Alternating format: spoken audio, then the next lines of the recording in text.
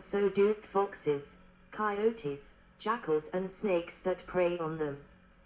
Kangaroos keep cool by increasing their respiration rate, panting, sweating and moistening the skin of their forelegs with saliva. 93. Mammals living in cold deserts have developed greater insulation through warmer body fur and insulating layers of fat beneath their skin. The Arctic weasel has a metabolic rate that is 2 or 3 times as high as would be expected for an animal of its size. Birds have avoided the problem of losing heat through their feet by not attempting to maintain them at the same temperature as the rest of their bodies, a form of adaptive insulation. 80. The Emperor penguin has dense plumage, a downy underlayer, an air insulation layer next to the skin and various thermoregulatory strategies to maintain its body temperature in one of the harshest environments on Earth. 94. Desert iguana sunning on a rock. The desert iguana, Dipsosaurus dorsalis, is well adapted to desert life. Being ectotherms, reptiles are unable to live in cold deserts but are well suited to hot ones. In the heat of the day in the Sahara, the temperature can rise to 50 degrees Celsius, 122 degrees Fahrenheit. Reptiles cannot survive at this temperature and lizards will be prostrated by heat at 45 degrees C, 113 degrees Fahrenheit.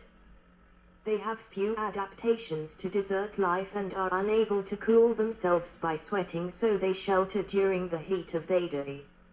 In the first part of the night, as the ground radiates the heat absorbed during the day, they emerge and search for prey. Lizard-songed snakes are the most numerous in arid regions, and certain snakes have developed a novel method of locomotion that enables them to move sidewards and navigate high sand dunes.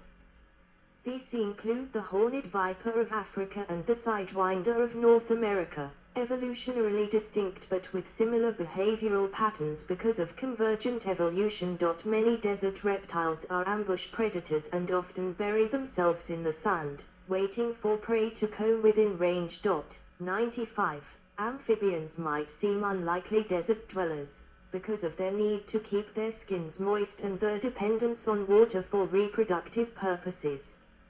In fact, the few species that are found in this habitat have made some remarkable adaptations. Most of them are fossorial, spending the hot dry months estivating in deep burrows. While there they shed their skins a number of times and retain the remnants around them as a waterproof cocoon to retain moisture. In the Sonoran Desert, couch spadefoot toad spends most of the year dormant in its burrow. Heavy rain is the trigger for emergence, and the first male to find a suitable pool calls to attract others.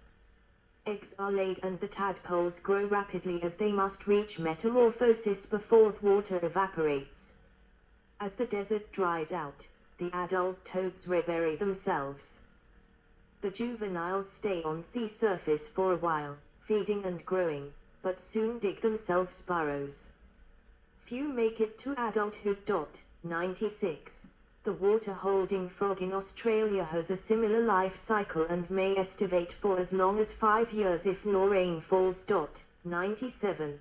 The desert rain frog of Namibia is nocturnal and survives because of the damp sea fogs that roll in from the Atlantic. 98. Invertebrates, particularly arthropods, have successfully made their homes in the desert.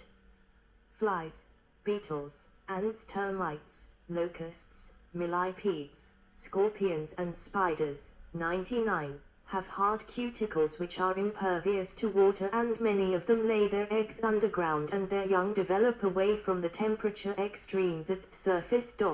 100. The Saharan silver ant, Cataglyphis bombycina, uses a heat shock protein in a novel way.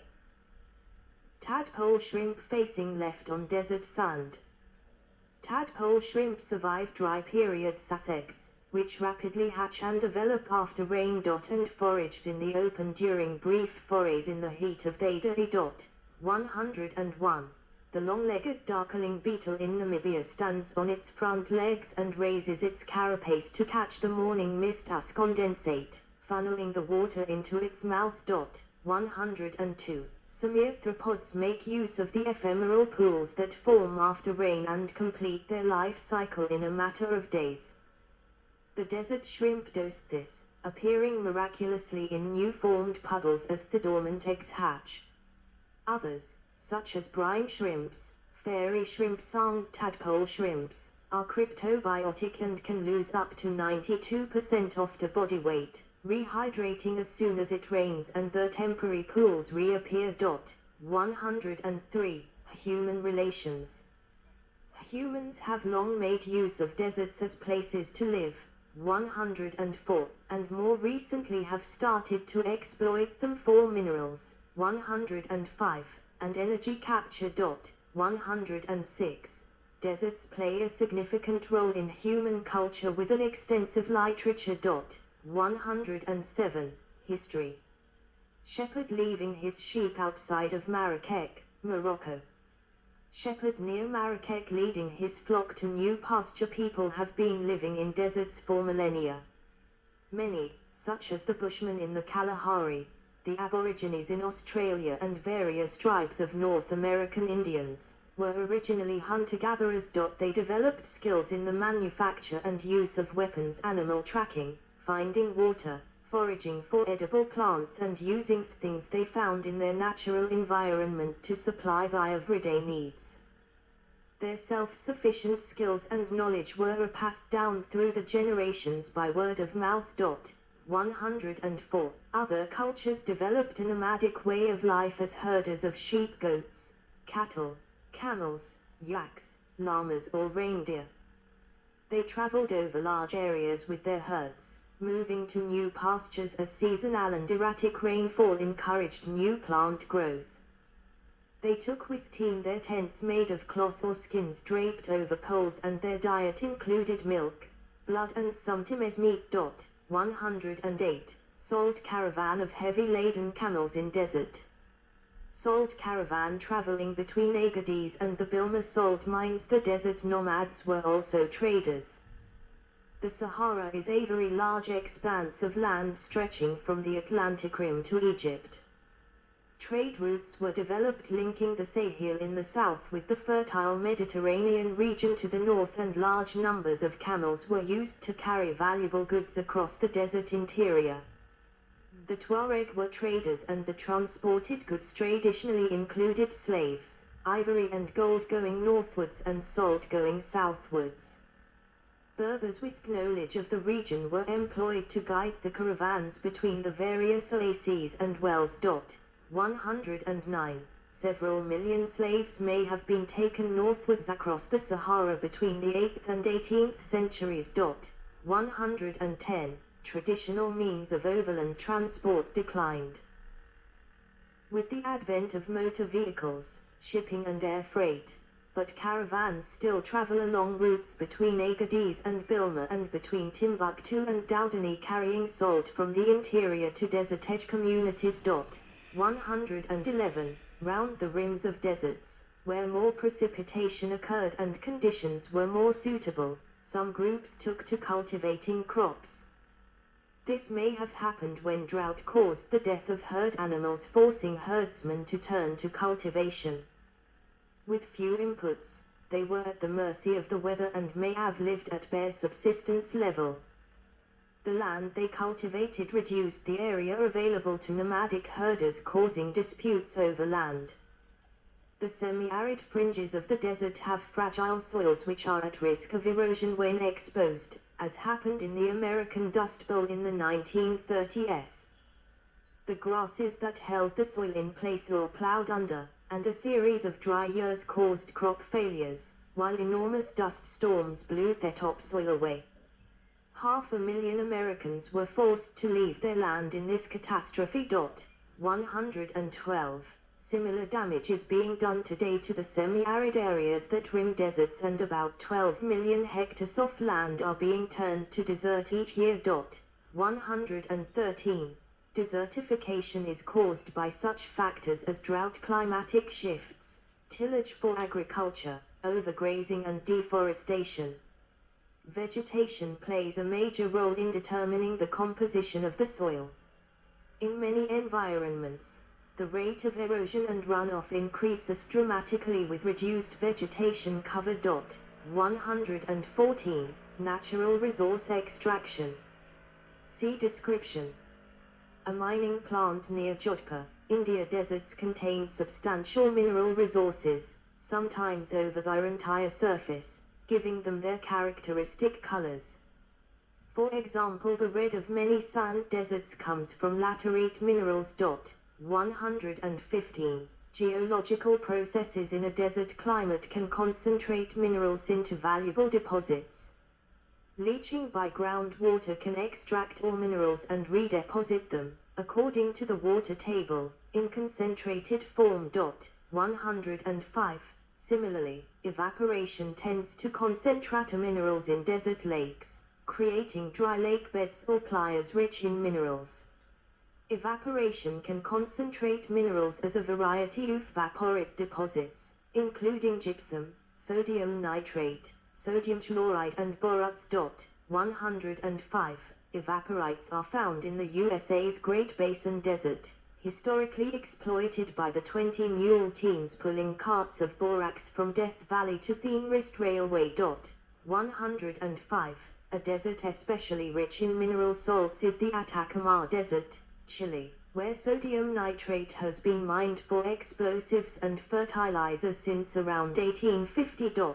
105. Other desert minerals are copper from Chile, Peru, and Iran, and iron and uranium in Australia.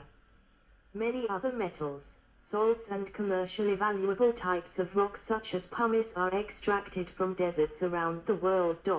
105. Oil and gas form on the bottom of shallow seas when microorganisms decompose under anoxic conditions. Sand later become covered with sediment. Many deserts were at one time the sites of shallow seas, and other shale had underlying hydrocarbon deposits transported to them by the movement of tectonic plates. 116. Some major oil fields such as Ghawar are found under the sands of Saudi Arabia. 105. Geologists believe that other oil deposits were formed by Aeolian processes in ancient deserts, as may be the case with some of major American oil fields. 105. Farming. Traditional desert farming systems have long been established in North Africa, irrigation being the key to success in an area where water stress is a limiting factor to growth. Techniques that can be used include a drip irrigation, the use of organic residues or animal manures as fertilizers, and other traditional agricultural.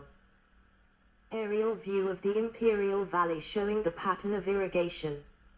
Mosaic of fields in Imperial Valley management practices.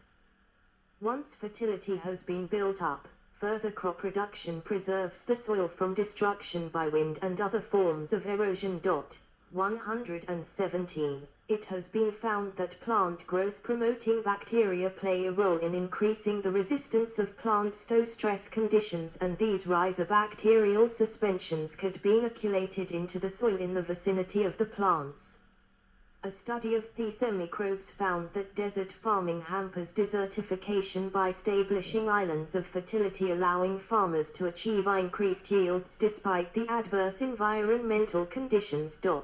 117. A field trial in the Sonoran Desert which exposed the roots of different species of tree to rhizobacteria and the nitrogen-fixing bacterium Azospirillum brazilans with the aim of restoring degraded lands was only partially successful. 117. The Judean Desert was farmed in the 7th century BC during the Iron Age to supply food for desert forts. 118. Native Americans in the southwestern United States became agriculturalists around 600 AD when seeds and technologies became available from Mexico. They used terracing techniques and grew gardens beside seeps, in moist areas at the foot of dunes, near streams providing flood irrigation, and in areas irrigated by extensive specially built canals. The Hohokam tribe constructed over 500 miles, 800 kilometers, of large canals and maintained them for centuries, an impressive feat of engineering. They grew maize, beans, squash and peppers. 119. A modern example of desert farming is the Imperial Valley in California, which has high temperatures and average rainfall of just 3 in 76 millimeters per year. 120. The economy is heavily based on agriculture, and the land is irrigated through a network of canals and pipelines sourced entirely from the Colorado River via the American Canal. The soil is deep and fertile,